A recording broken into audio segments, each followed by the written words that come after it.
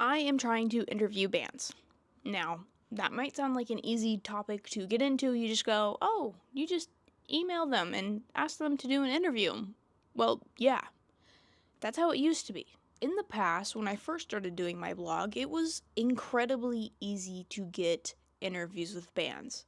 It was incredibly easy to get interviews with artists. It was to the point where I would just DM someone on Instagram and say, hey, want to do an interview? Now, when I say I've sent over 100 emails, this is kind of a lie. I also mean that I've basically done outreach for 100 bands.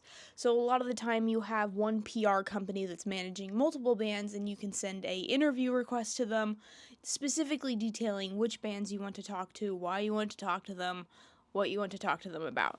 So I sent those off, and out of the 100 emails I have sent thus far, I have received no response. I really don't want to use personal connections within the industry. I don't really want to log into my old accounts and start emailing old PR people that I know, but I know that at some extent I may have to do this to get the ball rolling, because a lot of the time outlets don't want to do, or record labels is the more correct term, don't want to have their artists interview with people that have never done interviews before.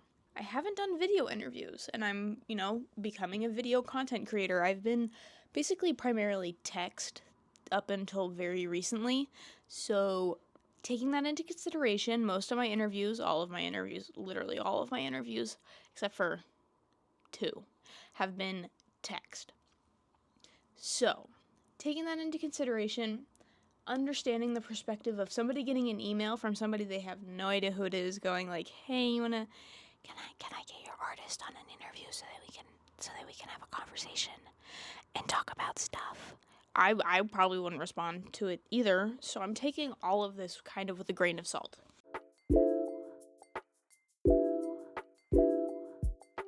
There are multiple issues that you could run into, starting with number 1, being sent to the spam folder. So I was very careful not to use verbiage that I think would get sent to the spam folder, or having attachments on it. Like if you send an email with a PDF or an email with links, you're much more likely to get sent to the spam folder, and then just kind of using specific keywords, you would also probably get sent to the spam folder. It's kind of a fine balance. I also wasn't sending out BCC'd emails, so it wasn't like I got a list of 100 emails and I wrote the same cookie cutter thing and sent it off. This has been a progressive, I didn't send all of these emails off in one day. It took me about, I think, a month and a half to send all of these interview requests, and literally no one has responded. And they've been out in the inbox. And I don't want to be the person that's like the marketing sales funnels where they're sending emails and then they're just following up on my last email, and then they send you 17 emails about something that you don't care about. But I don't want to use connections from my previous professional existence to do this. But I do know that this is a who you know world, and it's who you know that matters, not who you are. If you know a guy who knows a guy who's homies with that special guy, you're way better off than somebody that just has a good skill set.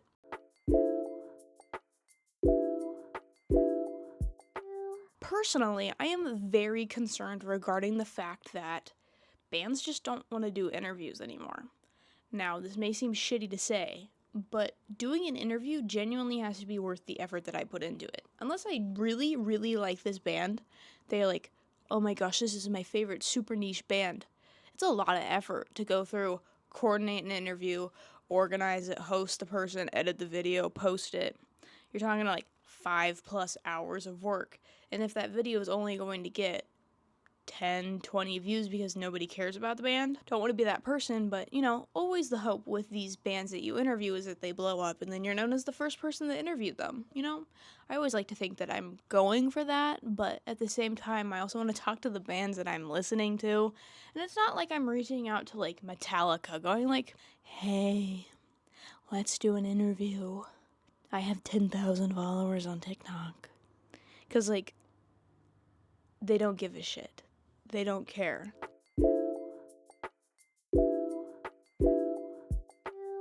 I tend to reach out to bands on Instagram or even TikTok that are underneath the 50,000 follower range. Sometimes 70,000, it genuinely depends. Originally, my thesis was that independent bands were going to be much easier to get a hold of, or at least the independent bands would be a lot more responsive to the probability or possibility of getting press and doing interviews, but they're just as silent. Maybe it's the formatting of the email. I've made 6 different types of emails to send out to people to request the interviews. So it's not like all of my eggs are in one basket. Maybe I just forgot how to write an email. I know the press contacts are correct because they're the press contacts listed on the website. But I also know that a lot of those emails that are listed on websites for record labels are just empty inboxes that are never checked. So, double-edged sword.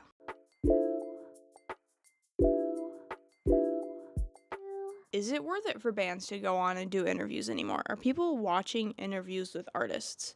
Because if you go and look at major outlets, their lowest performing content tends to be the interview content, unless it's talking to somebody huge. Unless you're talking to some absolutely gigantic band, people aren't really consuming the general interview content anymore, unless it's scripted or they're doing something, going out and doing something, and it's I'd love to do that. Someday I'll go drive down to Sacramento to go do a dumb interview with somebody or just do a video with somebody. I think that would honestly be fun.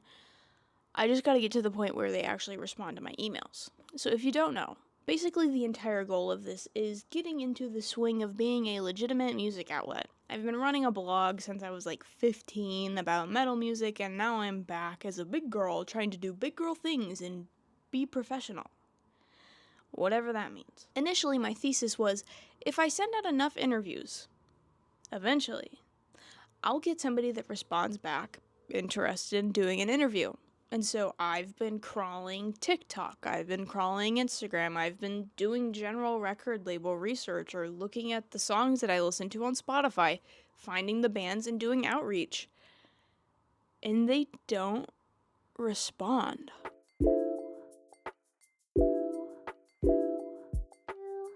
In my past experiences, I would email an indie or smaller record label and say, hey, I do interviews. Do you have bands on your roster right now that are looking to do interviews? Or, hey, I like these 5 bands. Are they currently open for interviews?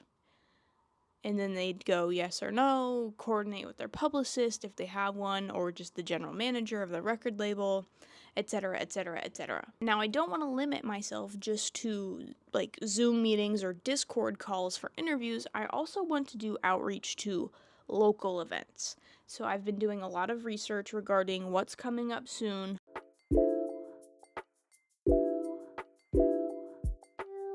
What's coming around locally within a 2-hour drive, and I've got 2 upcoming concerts. I'm going to reach out to them. One of them is The Amity Affliction, that's coming up soon, and then the other one is Cavalera. So those are both coming to the college town near me. I'm going to find their press contacts, and I'm going to send out an email doing a interview request. Granted, I'm not thinking I'm going to get them because they're larger bands. I'm hoping that maybe I can send the press request to the tour manager or whoever the publicist is on file, getting the contact through the venue, and then requesting to interview with the smaller bands that are on the docket for the tour. Reach for the top and then get the bottom. And then be chill with that because that's what you were aiming for to begin with. You just shoot high and don't be surprised when it hits low because at least you're consistent in that regard. So I'm going to be reaching out. They're at the same venue. It's the Senator Theater in Chico. Don't dox me, but reaching out to them, I'm going to try and get, interview request or even just a press pass, do a video of it. I've done videos of concerts before.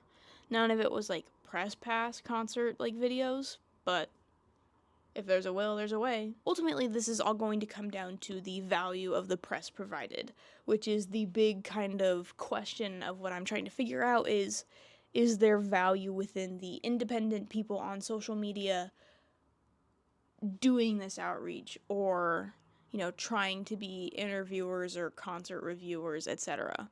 So reaching out and saying, hey, I'm going to make a video if I get a press pass of this concert, and then you can use it in your promotional materials for the tour as a whole. That ultimately, I think, is the value that I would be able to provide as the, service provider, the person being given a photo or press pass, I guess is the correct terminology. The overarching goal is to get these interviews under my belt before I apply to the bigger festivals. So there's a big festival happening in Sacramento called Aftershock, and that's my big goal of the year, is I want to be able to go do press at that festival. So I have to get actual interviews under my belt to be able to do that. Now, getting those, that's the big question.